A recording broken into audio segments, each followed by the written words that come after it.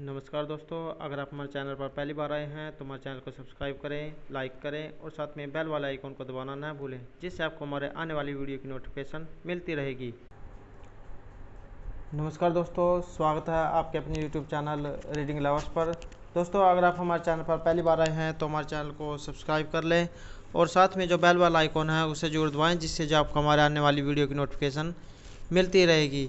और दोस्तों, अगर आपने हमारी पहले वाली वीडियो नहीं देखी है तो उसे आप जो है आई बटन पे क्लिक करके देख सकते हैं और इस वीडियो की पीडीएफ आप हमारे टेलीग्राम ग्रुप से ही प्राप्त कर सकते हैं। उसका लिंक आपको डिस्क्रिप्शन में मिल जाएगा, या जो आप टेलीग्राम ग्रुप में जाकर वहां पर रीडिंग स्पेस लवर के नाम से हमारे चैनल को सर्च कीजिएगा और ज्वाइन कीजिएगा, तो वहाँ पर अभी तक की जितनी पीडीएफ है वो सभी आपको मिल जाएगी। तो दोस्तों, वीडियो शुरू करने से पहले एक बार नज़र डाल लेते हैं कल वाले होमवर्क क्वेश्चन पर। तो हमारा क्वेश्चन था कि निम्न में से किस राज्य को जो है खेलो इंडिया गेम्स 2021 की मेज़बानी सौंपी गई है। तो राइट आंसर था हमारा ऑप्शन डी, हरियाणा।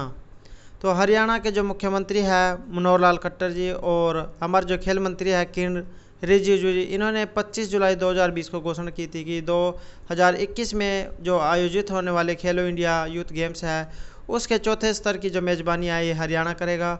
और इन खेलों का जो आयोजन है ये अगले साल होने वाले जो टोक्यो ओलंपिक्स है इसके बाद पंचकुला में होगा। और खेल मंत्री जो किरण रिजिजू जी है, इन्होंने कहा था कि आमतौर पर खेलो इंडिया यूथ गेम्स हर साल जो है जनवरी में होते हैं और खेलो इंडिया यूथ गेम्स 2018 में हुए थे, इसमें भी हरियाणा ने पहला स्थान हासिल किया था। और जो गुवाहाटी में आयोजित हुए थे उसमें भी जो हरियाणा ने जो 200 पदक जीत कर जो है अपना इसमें दूसरा स्थान हासिल किया था। तो दोस्तों, ये थे हमारे कल के जो होमवर्क क्वेश्चन से संबंधित महत्वपूर्ण क्वेश्चन।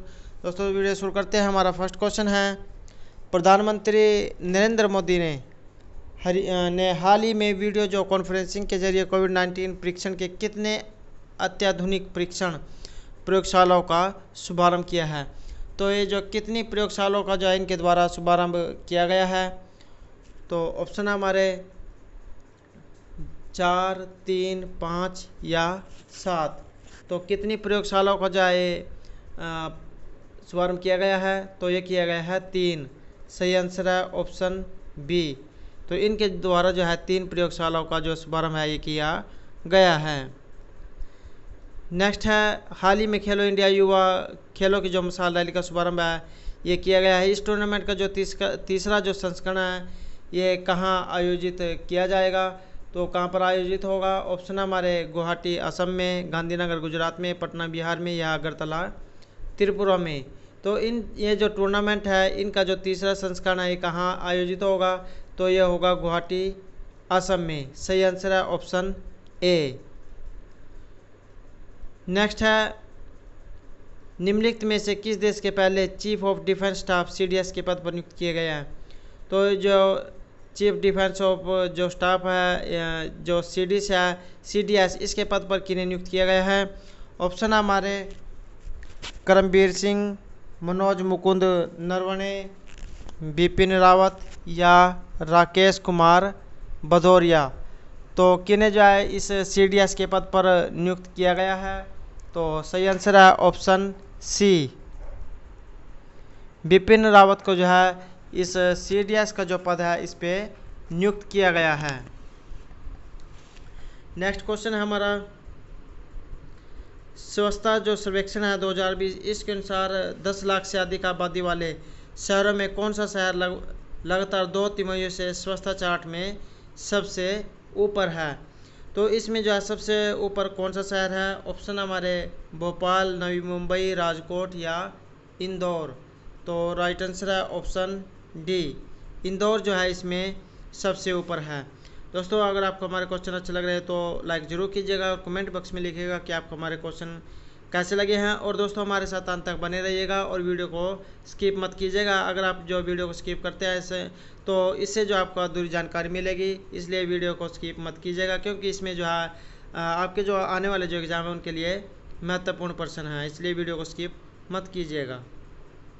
नेक्स्ट है, भारतीय रेलवे ने दक्षिण मध्य रेलवे के किस डिवीजन के अन्नाकपल्ली रेलवे स्टेशन पर एक नई पैसेंजर सूचना प्रणाली की शुरुआत की है। तो ये जो पैसेंजर सूचना प्रणाली की शुरुआत है कहाँ हुई है। ऑप्शन हमारे कामारेड्डी, विजयवाड़ा, मेदक या निजामाबाद।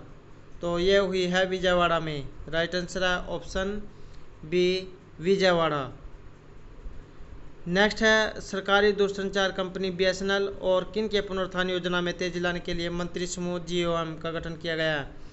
तो ये जो बीएसएनएल और दूसरी कौन सी कंपनी है, ऑप्शन हमारे एमटीएनएल, एयरटेल, वोडाफोन या आइडिया। तो ये है बीएसएनएल और एमटीएनएल।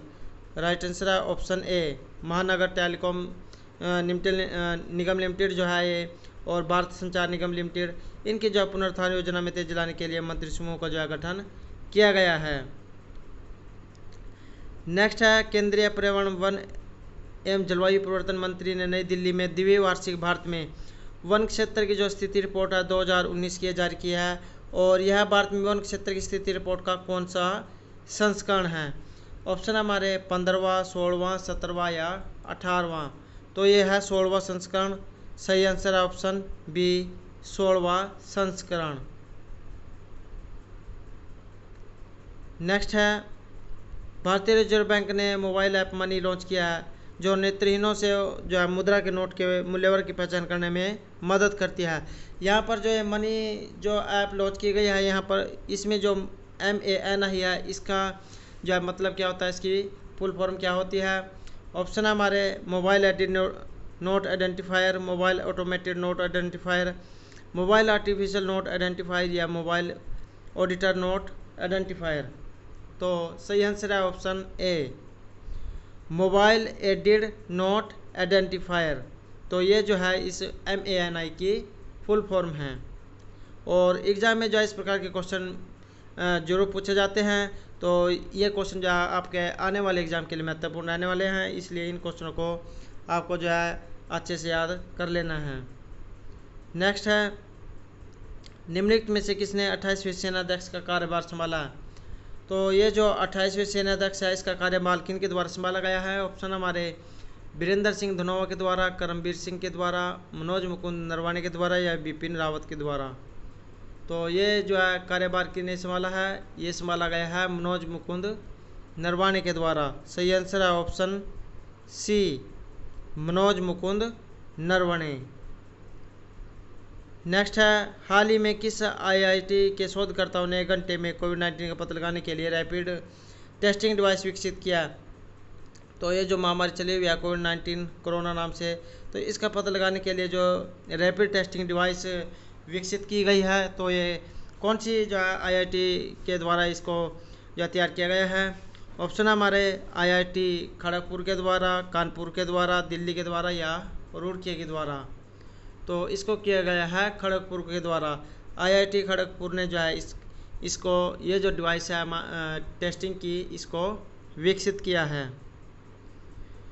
नेक्स्ट है भारतीय ओलंपिक संघ IOA ने जो है कहाँ पर आयोजित होने वाले 2022 राष्ट्रमंडल खेलों के बहिष्कार के जो निर्णय था उसको वापस ले लिया है।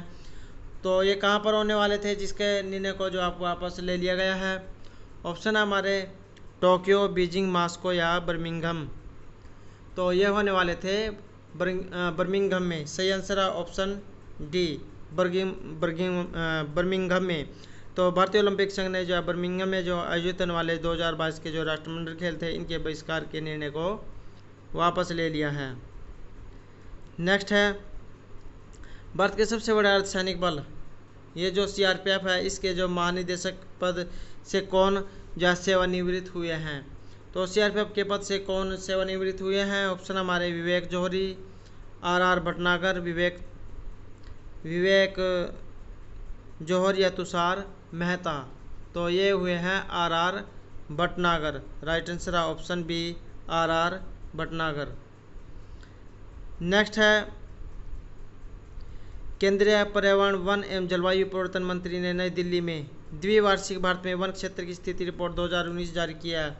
तो यह जो रिपोर्ट किसके द्वारा प्रकाशित की जाती है। तो ये जो 2019 की जो रिपोर्ट जारी की गई है किसके द्वारा प्रकाशित की जाती है।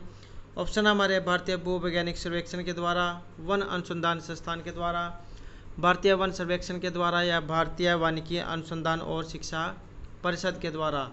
तो राइट आंसर है ऑप्शन सी, भारतीय वन सर्वेक्षण के द्वारा। नेक्स्ट है पृथ्वी विज्ञान मंत्रालय ने अपने 14वें स्थापना दिवस के अवसर पर किस मोबाइल ऐप को शुभारंभ किया है। तो ये जो पृथ्वी विज्ञान मंत्रालय है इसका जो 14वां स्थापना दिवस था, इस अवसर पर इसने जो है एक मोबाइल ऐप का जो शुभारंभ है ये किया है। तो ये कौन सी है? ऑप्शन है हमारे मौसम, जलवायु, प्राकृतिक या तापमान। तो ये की गई है मौसम के नाम से। सही आंसर है ऑप्शन ए, मौसम। नेक्स्ट है, निम्नलिखित में से किसे केंद्रीय रिजर्व पुलिस बल सीआरपीएफ के प्रमुख का अतिरिक्त प्रभार सौंपा गया है?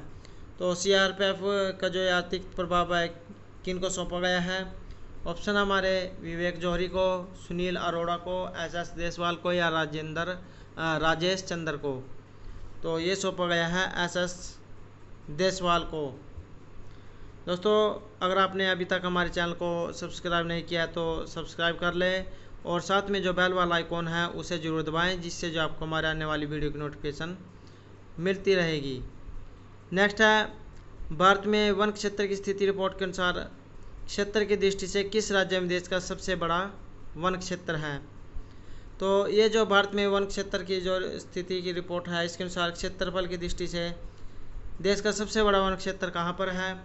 ऑप्शन हमारे हरियाणा, मध्य प्रदेश, पंजाब या उड़ीसा। तो ये है मध्य प्रदेश में। सही आंसर है ऑप्शन बी, मध्य प्रदेश।